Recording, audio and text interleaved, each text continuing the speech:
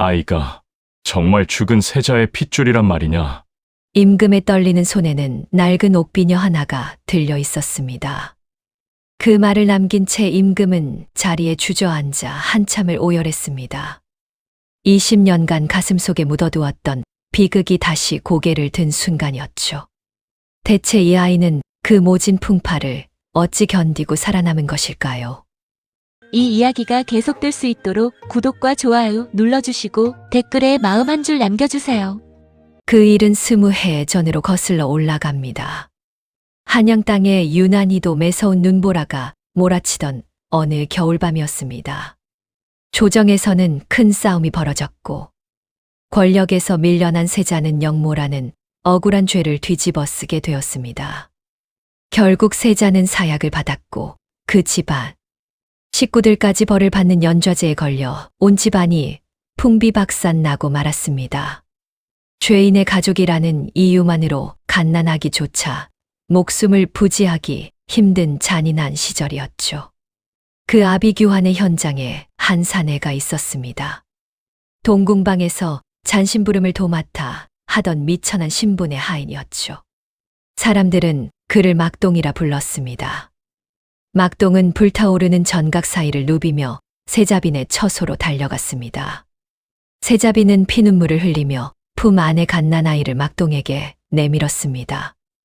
그녀의 손에는 세자 저하께서 정표로 주셨던 낡은 옥비녀 하나가 꽉 쥐어져 있었습니다.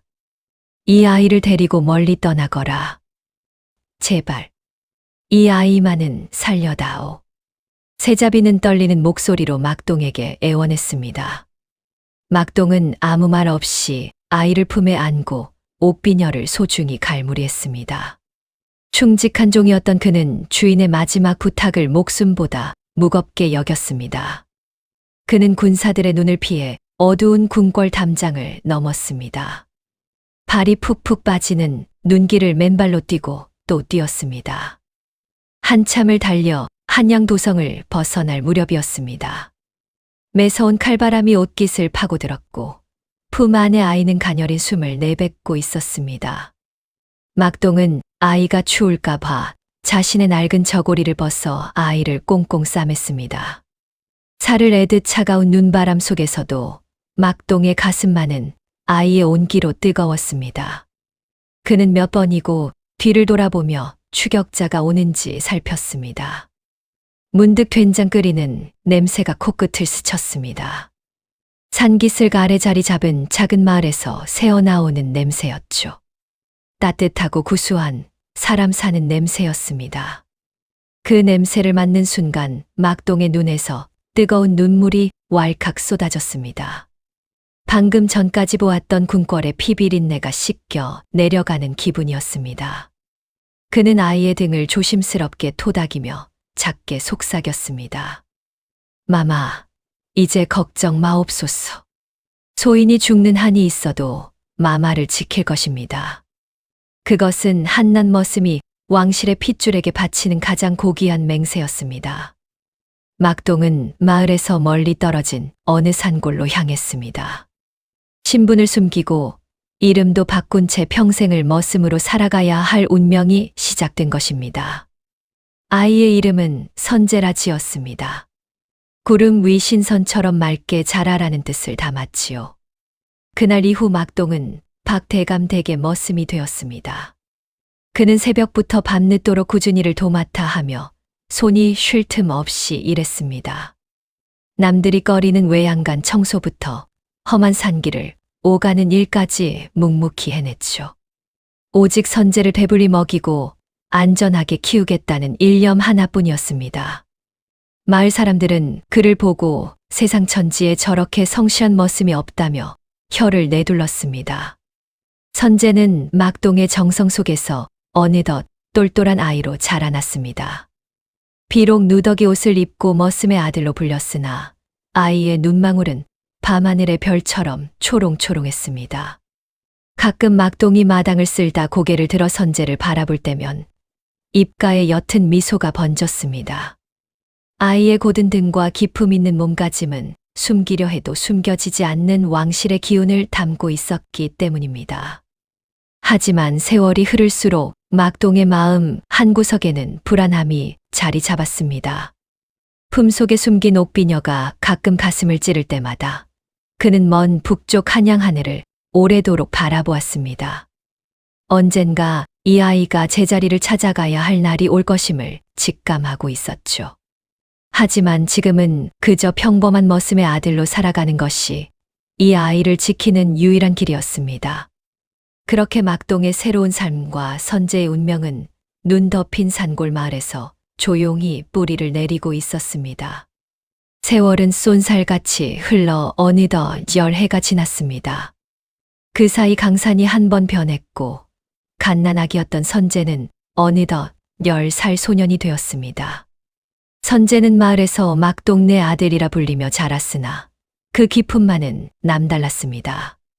가르치지 않아도 글 공부에 관심을 보였고 걸음걸이 하나에도 흐트러짐이 없었죠. 하지만 신분의 벽은 10살 소년이 감당하기에는 너무나 높고 차가운 것이었습니다. 어느 무더운 여름날이었습니다. 박대감댁의 귀한 독자인 도령이 친구들과 함께 마당에서 놀고 있었습니다. 선제는 그 옆에서 땀을 뻘뻘 흘리며 소죽을 끓일 나무를 나르고 있었죠. 도령은 심술이 났는지 선제의 발을 걸어 넘어뜨렸습니다.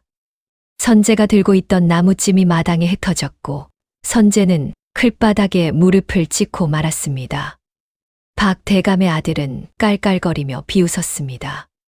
머슴 주제에 감히 도련님 앞을 가로막다니. 내 이놈, 내 아비가 그렇게 가르치더냐? 도령의 서슬퍼런 호통에 선제는 묵묵히 고개를 숙였습니다. 잘못한 것이 없었으나 머슴의 아들이라는 이유만으로 사과해야 했습니다. 멀리서 그 광경을 지켜보던 막동의 가슴은 갈기갈기 찢어지는 듯했습니다. 저 귀한 핏줄이 어찌 저런 수모를 당해야 한단 말인가. 막동은 당장이라도 달려가 아이를 품에 안고 싶었으나 꾹 참아야만 했습니다. 그때 박대감이 사랑채에서 나오다 이 광경을 목격했습니다.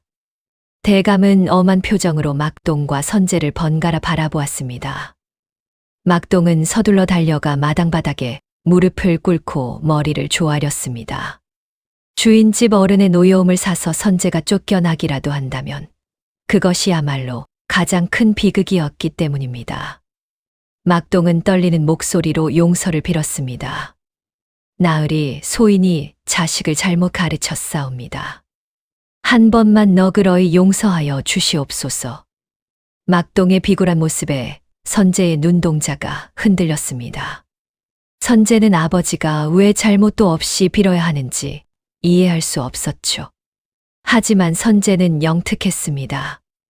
아버지가 자신을 지키기 위해 저토록 몸을 낮추고 있다는 것을 본능적으로 느꼈습니다.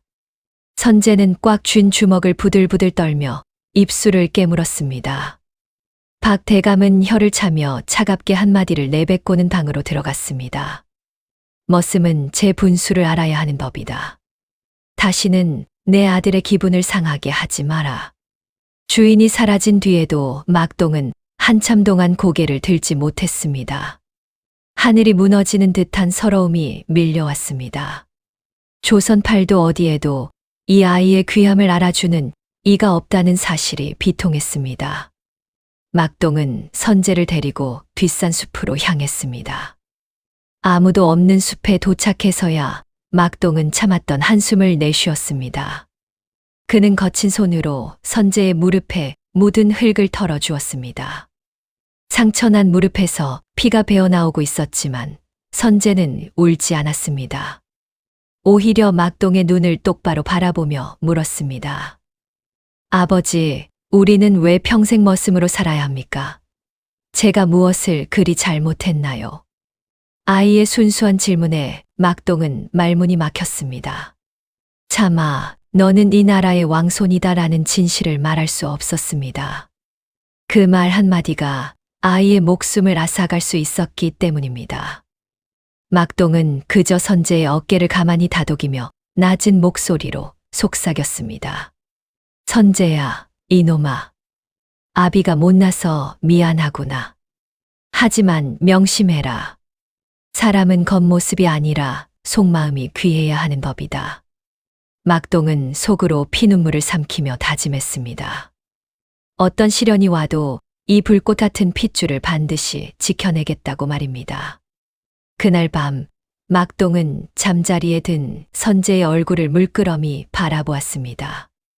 달빛이 창살 사이로 들어와 소년의 얼굴을 비추고 있었죠. 막동은 품속 깊이 감춰둔 옥비녀를 꺼내 만지작거렸습니다. 차가운 옥의 감촉이 손끝에 닿을 때마다 20해 전 그 불타던 궁궐의 기억이 되살아났습니다. 주인 잃은 유울만이 이 아이의 진짜 신분을 기억하고 있었습니다. 막동은 깊은 밤 홀로 마당에 나와 먼 한양 하늘을 바라보았습니다. 찬서리가 내리는 가을밤처럼 마음이 시려왔습니다. 이제 선재도 제법 자라 세상을 알아가고 있었습니다. 언제까지 이 거대한 비밀을 머슴의 저고리 아래 숨길 수 있을지 막동은 두려움 섞인 한숨을 내쉬었습니다. 어둠 속에서 막동의 굽은 등은 유난히도 작고 외로워 보였습니다. 그로부터 또다시 8회의 세월이 흘러 선재는 어느덧 18배 듬직한 청년이 되었습니다. 머슴의 아들로 자라며 거친 바치를 도맡아 했음에도 그의 몸가짐에서는 선비의 고결한 기운이 절로 배어 나왔습니다. 마을 안악들은 담벼락 너머로 선재를 훔쳐보며 머슴의 자식이 어찌 저리 귀티가 나느냐 하며 수군대곤 했죠. 하지만 그 칭송은 막동에게는 오히려 가슴을 조이는 무거운 짐이 되었습니다. 그러던 어느 날 고을에 새로운 사또가 부임해 왔습니다. 권세가의 줄을 대어 한 자리를 꿰찬 권 사또는 탐욕스럽기로 소문이 자자한 자였죠. 그는 부임하자마자 백성들의 고혈을 짤 대책부터 세우기 시작했습니다.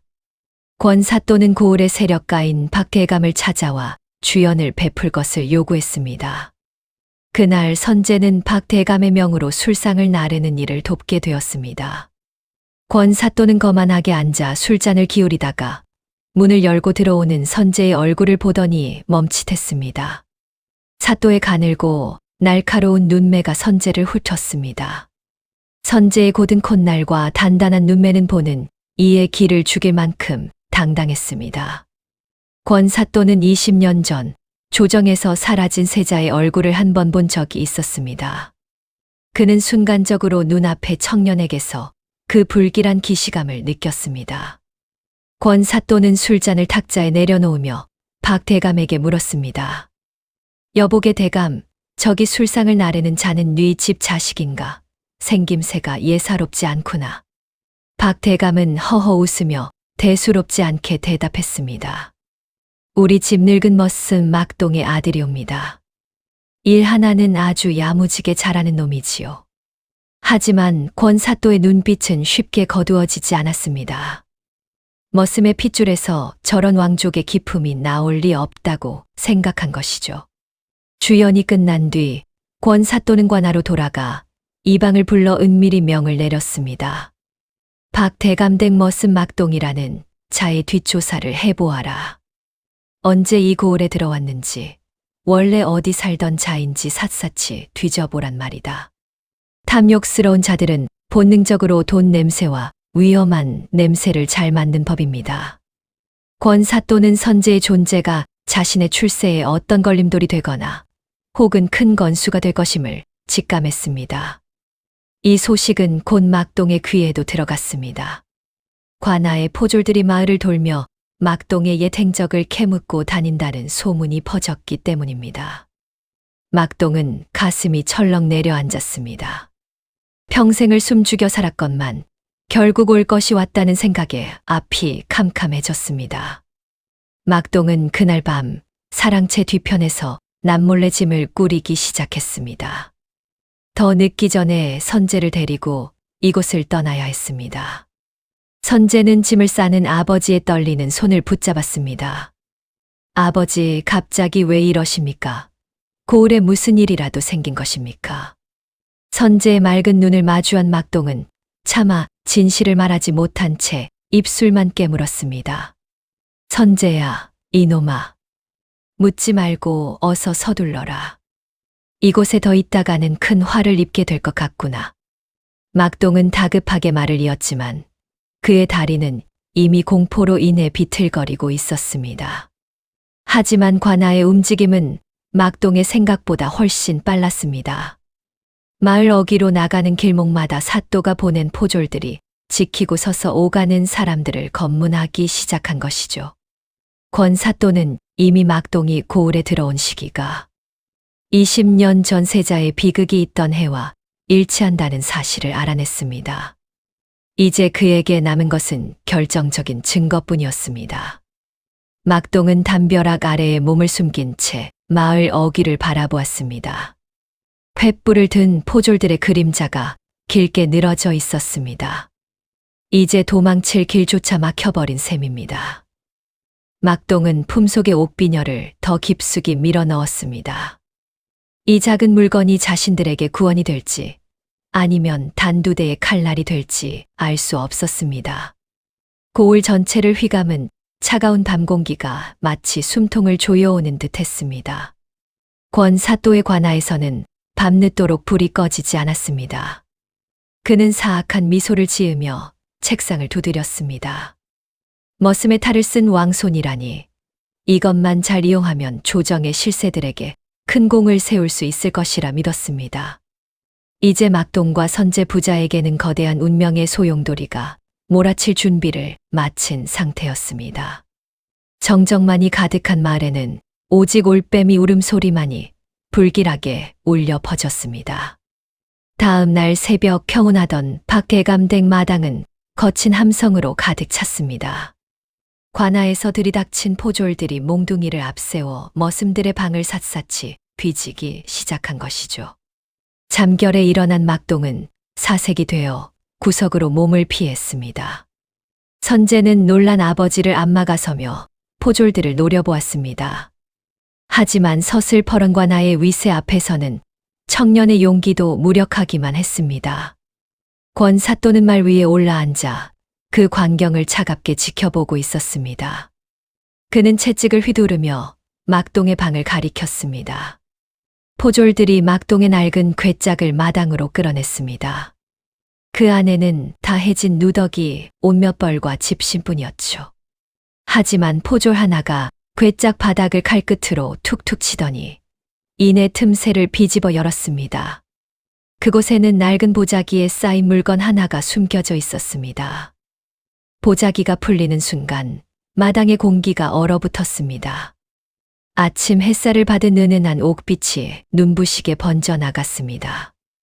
그것은 비천한 머슴의 방에서 결코 나올 수 없는 왕실의 여인들이나 진을 법한 고귀한 옥비녀였습니다. 권 사또의 입꼬리가 비열하게 올라갔습니다. 그는 말에서 내려와 옥비녀를 가만히 집어들었습니다.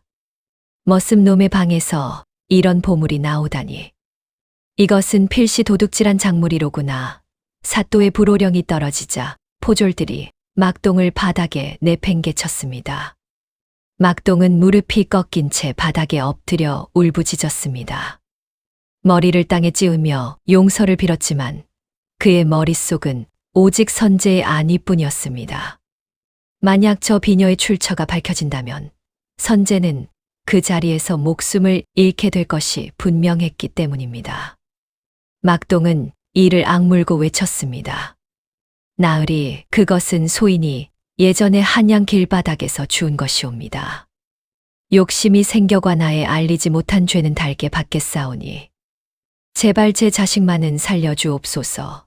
막동은 스스로를 도둑으로 몰며 모든 죄를 뒤집어쓰려 했습니다. 하지만 권 사또의 목적은 단순한 절도범을 잡는 것이 아니었습니다. 그는 이미 이 비녀가 가진 진짜 주인의 무게를 짐작하고 있었습니다. 포졸들은 막동의 포박을 조이며 그를 질질 끌고 가기 시작했습니다. 선제는 울부짖으며 포졸들에게 달려들었습니다. 우리 아버지는 도둑이 아닙니다. 그럴 뿐이 아니란 말입니다. 하지만 포졸의 몽둥이가 선제의 어깨를 강하게 내리쳤습니다. 선제는 비명을 지르며 바닥에 고꾸라졌습니다. 막동은 끌려가는 와중에도 고개를 돌려 쓰러진 아들을 바라보았습니다. 그의 눈에는 핏발이 서고 눈물이 범벅되어 있었습니다. 마을 사람들은 숨을 죽인 채 이 광경을 지켜보았습니다. 어제까지만 해도 부지런하기로 소문났던 막동 영감이 도둑으로 몰려 끌려가는 모습에 다들 혀를 찼습니다. 하지만 권사또의 서슬퍼런 위세에 눌려 누구 하나 선뜻 나서서 변호해주는 이가 없었습니다. 박 대감조차 자신의 집안에 화가 미칠까 두려워 방문을 굳게 닫고 나오지 않았습니다. 관아의 지하 옥사에 처박힌 막동은 차가운 바닥에 몸을 웅크렸습니다. 온몸이 매질로 만신창이가 되었지만 마음의 고통에 비하면 아무것도 아니었습니다. 이제 곧 모진 고문이 시작될 것이고 권사또는 비녀의 출처를 집요하게 물을 것입니다. 막동은 옥창 너머로 보이는 작은 달 조각을 바라보며 결심했습니다. 차라리 혀를 깨물고 죽을지언정 결코 비밀만은 발설하지 않겠노라고 말입니다. 선제는 관아 문 앞에서 꼬박 밤을 지새웠습니다. 어깨의 통증보다 아버지를 구하지 못했다는 자책감이 가슴을 후벼 팠습니다. 선제는 비로소 깨달았습니다. 평생 아버지가 왜 그렇게 몸을 낮추고 살았는지, 왜 그렇게 조심스러웠는지 말입니다. 그 옥비녀에는 분명 자신들이 알지 못하는 거대한 운명의 그림자가 드리워져 있었습니다. 그날 밤 관아의 깊은 방에서는 권사또가 옥비녀를 이리저리 살피며 서신을 적고 있었습니다. 한양의 권세가들에게 보낼 밀서였죠. 사라진 왕손의 흔적을 찾았다는 요지의 글이었습니다. 촌농이 떨어지듯 막동과 선제 부자의 운명도 벼랑 끝으로 위태롭게 흘러가고 있었습니다. 마을을 감싸는 밤바람은 유난히도 차갑고 길게 느껴졌습니다. 관아의 분위기는 폭풍전야처럼 무겁게 가라앉아 있었습니다. 권사또는 한양의 권세가들에게 보낼 답신을 기다리지 못하고 막동을 공개적으로 처형하여 본보기로 삼으려 했습니다. 도둑질한 작물을 숨기고 입을 열지 않는다는 명분이었죠. 사실은 막동을 죽여 입을 막고 옥비녀와 함께 선제를 가로채 한양으로 보내 큰 공을 세우려는 속셈이었습니다. 이 무렵 고을 입구에 낡은 도포를 입은 한 노신사와 그를 따르는 장정이 나타났습니다. 평범한 선비처럼 보였으나 그들의 눈빛은 예사롭지 않았습니다. 바로 백성들의 삶을 살피기 위해 신분을 숨기고 길을 떠난 임금이었습니다. 임금은 고을 주막에 들러 요기를 하던 중 사람들의 수군거림을 듣게 되었습니다. 박 대감댁 머슴이 대궐에서 났을 법한 옥비녀를 훔쳐 옥에 갇혔다는 소문이었죠. 임금은 옥비녀라는 말에 심장이 크게 요동쳤습니다. 20년 전 억울하게 죽은 아들과 며느리에게 주었던 그 정표가 머릿속을 스쳐 지나갔습니다. 임금은 곁을 지키던 호위무사에게 나지막이 지시를 내렸습니다. 그 비녀라는 것이 어떤 것인지, 그리고 옥에 갇힌 자가 누구인지 직접 확인해야겠다. 소란 피우지 말고 조용히 움직이거라. 관아 앞에는 선제가 무릎을 꿇은 채 울먹이며 소리치고 있었습니다. 우리 아버지는 도둑이 아닙니다. 제발 한 번만 아버지를 만나게 해주십시오. 지나가던 임금은 그 소년의 얼굴을 마주하는 순간 그 자리에 돌처럼 굳어버렸습니다. 소년의 맑은 눈매와 곧게 뻗은 이마는 임금이 그토록 그리워하던 죽은 세자의 어린 시절과 너무나 닮아 있었습니다. 임금은 가늘게 떨리는 손을 옷소매 속에 감추며 숨을 죽였습니다. 바람이 불었습니다. 세자빈 마마께서 마지막 숨을 거두시던 날에도 이런 바람이 불었죠. 차갑고 매서운, 마치 저승에서 불어오는 바람 같았습니다. 옥사에 갇힌 막동은 살을 애듯 불어오는 바람을 느끼며 눈을 감았습니다. 이 바람이 불 때마다 그는 20년 전 그 눈물겹던 이별의 밤을 떠올렸습니다. 이제 자신의 목숨이 얼마 남지 않았음을 예감한 듯 막동은 낮은 목소리로 어린 시절 선제를 재울 때 부르던 자장가를 흥얼거렸습니다. 선재는 관아 앞에 멈춰선 노신사에게 달려가 매달렸습니다. 노신사의 눈빛에서 다른 이들과는 다른 깊은 인자함을 발견했기 때문입니다. 어르신, 제발 저를 좀 도와주십시오. 우리 아버지는 법 없이도 사실 분입니다. 그 옥비녀가 어디서 났는지 저도 모르지만 아버지가 훔친 것은 절대 아닙니다. 선재의 간절한 호소에 임금은 아이의 어깨를 가만히 다독였습니다. 그 손길에는 말로 다 할 수 없는 비통함과 희망이 뒤섞여 있었습니다. 임금은 관아 안쪽에서 들려오는 권 사또의 거만한 웃음소리를 들으며 입술을 굳게 다물었습니다. 지방관리가 왕실의 유물을 사사로이 가로채고 백성을 억울하게 옥에 가둔 현실에 진노가 일었습니다. 하지만 그는 서두르지 않았습니다. 확실한 증거와 진실을 밝혀내기 위해 내일 열릴 공개 재판을 지켜보기로 결심했습니다.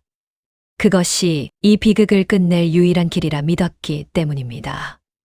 그날 밤 관아 밖 주막에 머물던 임금은 밤잠을 이루지 못했습니다. 낮에 본 선재의 얼굴이 자꾸만 눈앞에 아른거렸기 때문입니다. 만약 그 아이가 정말 자신이 잃어버린 손주라면 지난 20년간 머슴의 아들로 살아온 세월이 얼마나 고통스러웠을지 가슴이 미어지는 듯 했습니다. 임금은 창밖의 달을 보며 간절히 기도했습니다. 진실이 밝혀질 아침이 어서 오기를 말입니다. 선재 역시 관아 담벼락 아래에서 밤을 지새웠습니다. 배고픔도 추위도 잊은 채 오직 옥 속에 있을 아버지를 걱정하며 손을 비벼댔습니다. 선재는 결심했습니다. 내일 재판에서 아버지가 죽임을 당하게 된다면 자신도 그 뒤를 따르겠노라고 말입니다. 하지만 그는 알지 못했습니다. 자신을 지켜보고 있던 그 노신사가 이 나라의 가장 높은 분이라는 사실을 말입니다. 새벽 안개가 고을을 하얗게 뒤덮었습니다. 마치 앞으로 벌어질 거대한 폭풍을 가리려는 듯했습니다. 권사또는 재판 준비를 마치고 의기양양하게 동원으로 나섰습니다. 하지만 그는 그 자리에 나타날 한 명의 선비가 자신의 목줄을 쥘 저승사자가 될 줄은 꿈에도 생각지 못했습니다. 운명의 시계추는 이제 비극을 향해 동시에 기적을 향해 빠르게 움직이기 시작했습니다. 안개가 채 가시지 않은 이른 아침 관아의 동원 앞마당은 구경 나온 백성들로 인산인해를 이루었습니다. 잠시 후 포졸들에게 이끌려 만신창이가 된 막동이 끌려 나왔습니다. 며칠간의 모진 고문으로 거동조차 힘겨워 보였지만 그의 눈빛만은 형형하게 살아있었습니다. 선재는 관중들 틈에서 아버지를 바라보며 소리 없는 오열을 삼켰습니다.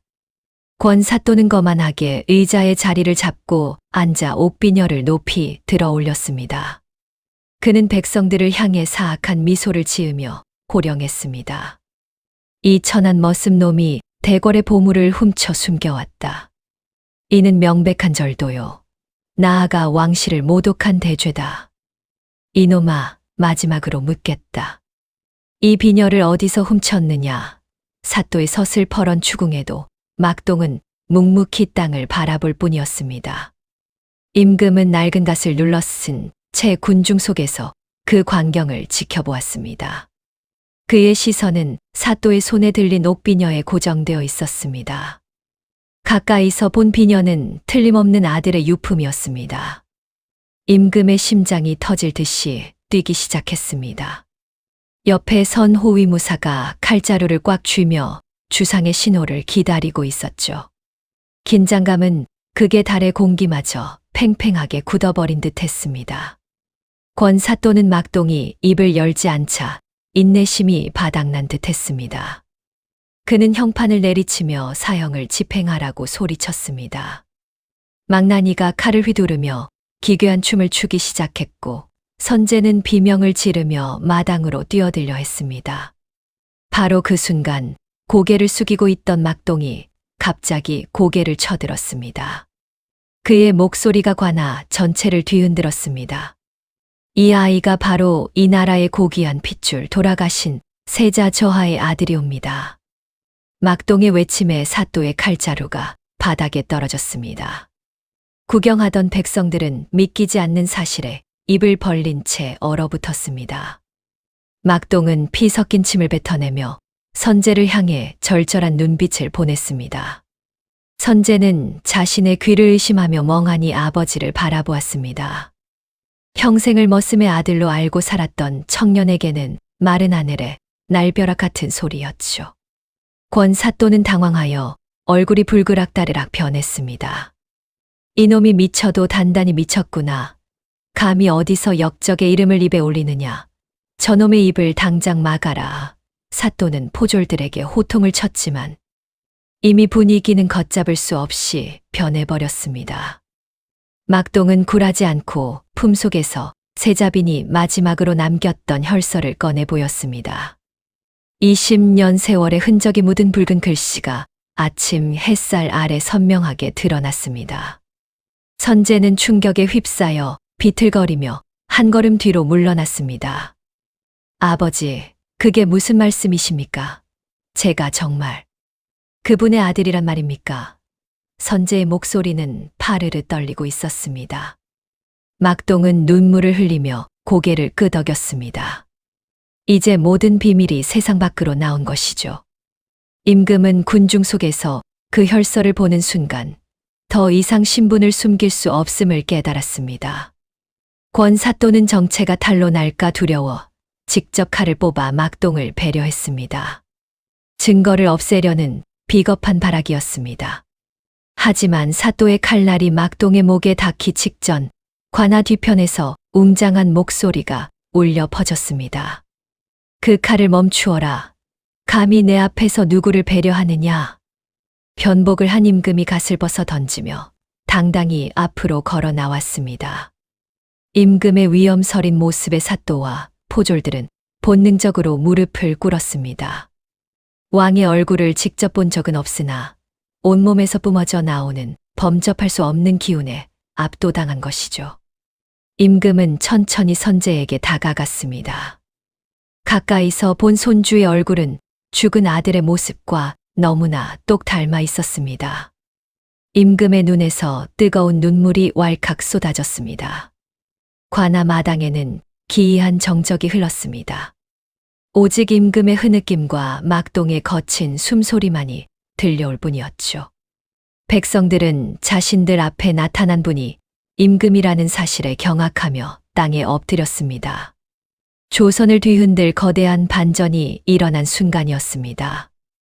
이제 이 고을의 운명은 그리고 선제와 막동의 삶은 누구도 예상치 못한 방향으로 흘러가기 시작했습니다. 권 사또는 자신의 눈앞에 서 있는 이가 진짜 임금이라는 사실을 깨닫는 순간 온몸에 피가 거꾸로 솟는 듯한 공포를 느꼈습니다. 그는 뒤틀거리며 단상에서 내려와 마당 바닥에 납작 엎드렸습니다. 조금 전까지 기고만장하던 기세는 온데간데 없고 사시나무 떨듯 몸을 떨며 바닥을 긁어댔습니다. 임금의 서슬퍼런 위엄 앞에 관아의 포졸들 역시 무기를 내던지고 일제히 무릎을 꿇었습니다. 임금은 차가운 눈빛으로 권 사또를 내려다보며 호위무사에게 어명을 내렸습니다. 저 간악한 자를 당장 포박하라. 지방관리라는 자가 왕실의 보물을 사사로이 탐하고 충직한 백성을 모함하여 죽이려 했으니 그 죄가 하늘을 찌르는구나. 명령이 떨어지기 무섭게 호위무사들이 권 사또의 팔을 꺾어 눌렀습니다. 사또는 화려한 관복이 흙탕물에 더럽혀지는 줄도 모른 채 살려달라며 비굴하게 울부짖었습니다. 권 사또는 이마에서 피가 흐를 정도로 바닥에 머리를 찌으며 애원했습니다. 전하, 죽을 죄를 지었사옵니다. 소신이 눈이 멀어 잠시 제정신이 아니었사오니 한 번만 목숨을 부지하게 해주옵소서. 하지만 임금의 분노는 식지 않았습니다. 이미 권 사또가 평소에도 백성들의 고혈을 짜내며 악행을 일삼았다는 사실을 간밤에 모두 파악했기 때문입니다. 임금은 권 사또의 관대를 직접 낚아채며 냉혹한 판결을 내렸습니다. 너에게 사약을 내리노라. 이는 임금이 내리는 독약이니 내가 저지른 죄값을 저승에서 치르거라. 임금의 최후 통첩이 떨어지자 권사또는 넋이 나간 듯 초점 없는 눈으로 허공을 바라보았습니다. 이제 그의 권세도 탐욕도 모두 끝이 난 것입니다. 포졸들에 의해 질질 끌려 나가는 사또의 모습은 그야말로 한 마리 가련한 들개와 다를 바 없었습니다. 구경하던 백성들은 박수를 치며 환호했고 고을에는 오랜만에 정의의 함성이 울려 퍼졌습니다. 선제는 이 모든 광경을 꿈결인 듯 바라보았습니다. 평생 자신을 머슴이라 부르며 멸시하던 자들이 한순간에 무너지는 모습에서 형언할 수 없는 통쾌함을 느꼈습니다. 하지만 그보다 더 큰 감정은 자신에게 다가오는 임금을 향한 경외심이었습니다. 임금은 선제의 거친 손을 꼭 잡으며 인자한 미소를 지었습니다. 아이의 손에 박인 굳은 살이 지난 20년의 고단한 세월을 말해주는 듯해 임금의 마음은 다시금 미어졌습니다. 임금은 선제를 옆에 세우고 백성들 앞에서 공표했습니다. 이 아이는 역적의 핏줄이 아니라 모함으로 희생된 짐의 아들, 세자의 유일한 혈육이다. 오늘부로 이 아이의 신분을 복권하고 왕손의 예우를 갖추도록 하겠다. 백성들은 일제히 만세를 외치며 새로운 왕손의 탄생을 축하했습니다. 억울하게 죽어간 세자의 명예가 회복되고 버려졌던 왕손이 제자리를 찾는 순간이었습니다. 선제는 비로소 자신이 누구인지, 왜 아버지가 그토록 헌신적이었는지 온몸으로 깨달았습니다. 한편 마당 한 구석에서 만신창이가 된 채 이 광경을 지켜보던 막동은 안도의 눈물을 흘렸습니다. 이제 더 이상 선제를 숨기지 않아도 된다는 사실. 그리고 주인집 아기 씨를 무사히 할아버지인 임금의 품으로 돌려보냈다는 성취감이 그를 지탱했습니다. 막동은 떨리는 몸을 일으켜 선제를 향해 마지막 절을 올리려 했습니다. 하지만 선제가 먼저 달려와 막동을 부둥켜 안았습니다. 선제는 막동의 가슴에 얼굴을 묻고 목 놓아 울었습니다. 아버지, 제 아버지는 오직 당신뿐입니다.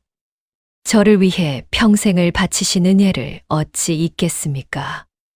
왕손이라는 화려한 이름보다 머슴 아버지의 따뜻한 품이 선제에게는 더 소중했습니다. 임금은 그 광경을 흐뭇하게 지켜보며 신분을 초월한 두 사람의 깊은 유대에 깊은 감명을 받았습니다. 권사또는 즉시 파직당했습니다. 관리로서의 직책을 잃고 쫓겨나게 된 것이죠. 그는 옥사에 갇혀 사약이 내려올 날만을 기다리는 처지가 되었습니다. 그가 가로채려 했던 옥비녀는 다시 주인의 품으로 돌아갔습니다. 진실은 침몰하지 않고 결국 수면 위로 떠올랐으며 아기는 자신이 판 무덤에 스스로 빠지게 되었습니다. 고을의 공기는 그 어느 때보다 맑고 상쾌했습니다. 이제 선제는 한양으로 떠날 준비를 해야 했습니다. 머슴의 아들로 자란 청년이 왕실의 주인으로 거듭나는 거대한 여정이 시작된 것입니다. 백성들은 길가에 서서 왕손 일행의 행차를 지켜보며 축복을 아끼지 않았습니다. 시련 끝에 찾아온 카타르시스는 고을 전체를 희망의 빛으로 물들였습니다. 막동과 선제 그리고 임금의 앞날에는 이제 어둠 대신 밝은 태양만이 기다리고 있었습니다. 한양으로 떠나는 행차가 고을 어귀에 길게 늘어섰습니다. 화려한 가마와 늠름한 호위 군사들이 줄을 이은 그 장관은 평생 산골 마을만 보던 백성들에게는 평생 잊지 못할 구경거리였죠. 이제 머슴의 옷을 벗고 귀한 비단 도포를 입은 선제는 가마에 오르기 전 마을 끝자락에 홀로 서 있는 늙은 사내를 향해 걸음을 멈추었습니다. 바로 지난 20년간 자신을 목숨보다 아끼며 키워준 아버지 막동이었습니다. 막동은 멀찍이 떨어져 선제를 바라보며 조용히 미소 짓고 있었습니다. 고문으로 상한 몸은 여전히 비틀거렸지만 선제의 당당한 모습을 보니 모든 아픔이 씻겨 내려가는 듯 했습니다. 선제는 가마에서 내려와 막동의 앞에 섰습니다. 왕손의 신분으로 돌아간 그가 만백성이 지켜보는 가운데 늙은 머슴 앞에 무릎을 꿇었습니다. 주변의 대신들이 당황하며 말리려 했으나 선제는 단호하게 그들의 손을 뿌리쳤습니다. 선제는 막동의 거친 손을 자신의 뺨에 갖다 대며 나지막이 말했습니다. 아버지, 궁궐의 화려한 방이 아무리 넓다 한들 아버지와 함께 보낸 그 작은 오막살이보다 따뜻하겠습니까? 저에게 아버지는 오직 당신 한 분뿐입니다. 재회와 이별이 교차하는 그 순간 선제의 눈물은 막동의 굳은 살 박인 손등 위로 툭툭 떨어졌습니다. 막동은 떨리는 손으로 선제의 어깨를 가만히 다독였습니다. 20년 전 눈보라치던 밤갓난 아기를 재우며 등을 토닥이던 그 손길 그대로였습니다. 막동은 선제를 일으켜 세우며 품속에서 무언가를 꺼냈습니다. 그것은 모든 비극의 시작이자 증거였던 이제는 말끔히 닦여 윤이 나는 옥비녀였습니다. 막동은 그 비녀를 선제의 손에 쥐어주며 인자하게 웃었습니다. 마마, 이제 이 물건은 제 자리를 찾았습니다. 소인은 이곳에서 마마께서 성군이 되시는 소식을 들으며 진에게 싸우니 부디 뒤돌아보지 말고 나아가시옵소서. 그것은 한낱 머슴이 왕에게 올리는 가장 위대한 충성이자 아버지가 자식에게 보내는 마지막 축복이었습니다. 임금은 가마 위에서 그 광경을 지켜보며 깊은 감동에 젖었습니다. 임금은 막동에게 고을의 비옥한 땅과 큰 집을 내리고 대대로 그 공을 잊지 않겠다는 교지를 내렸습니다. 하지만 막동에게는 그 어떤 재물보다 선제가 무사히 자신의 길을 가게 되었다는 사실이 더 큰 보상이었습니다. 행차가 서서히 움직이기 시작했고 선제는 멀어지는 막동의 모습을 한참 동안 눈에 담았습니다. 문을 열자 된장 끓이는 냄새가 코끝을 스쳤습니다. 20해 전 그날처럼 따뜻하고 구수한 사람 사는 냄새였습니다. 막동은 임금이 내린 기와집 대신 선제와 함께 살던 낡은 오막살이로 돌아왔습니다. 툇마루에 앉아 보글보글 끓는 된장찌개 냄새를 맡으니 비로소 모든 긴장이 풀리는 기분이었습니다. 비록 몸은 혼자였으나 그의 마음속에는 선제와 함께한 20년의 세월이 가득 차 있었습니다. 햇살이 따스했습니다. 어린 시절 선제가 마당을 뛰어놀 때 비치던 그 온기 같았습니다. 모든 것이 제자리를 찾아가는 느낌이었죠. 막동은 먼 한양 하늘을 바라보며 나직이 읊조렸습니다. 이제 조선의 새로운 역사가 시작될 것이며 그 중심에는 자신이 가장 사랑했던 아이가 있을 것임을 믿어 의심치 않았습니다. 그는 선제의 등을 토닥이던 자신의 손을 가만히 내려다보며 편안하게 눈을 감았습니다. 세월이 흘러 선제는 역사에 기록될 만큼 훌륭한 왕족이 되었습니다. 그는 평생 낮은 곳에 있는 백성들의 목소리에 귀를 기울였으며 자신의 출신을 잊지 않고 겸손하게 살았습니다. 사람들은 그를 가리켜 머슴이 키운 왕손이라 부르며 칭송했습니다.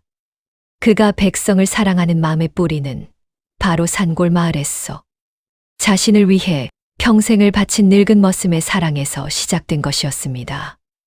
이 이야기는 입에서 입으로 전해져 오늘날까지 우리에게 깊은 울림을 줍니다. 신분의 벽을 뛰어넘은 희생과 사랑, 그리고 진실을 지키기 위해 목숨을 걸었던 한 사내의 이야기는 역사의 뒤안길에서 은은한 빛을 발하고 있습니다. 우리는 이 야담을 통해 진정으로 고귀한 것이 무엇인지 다시금 생각하게 됩니다.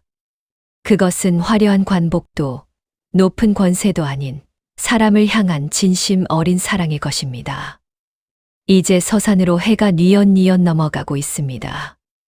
막동과 선제가 살던 그 산골 마을에도 평화로운 밤이 찾아왔습니다.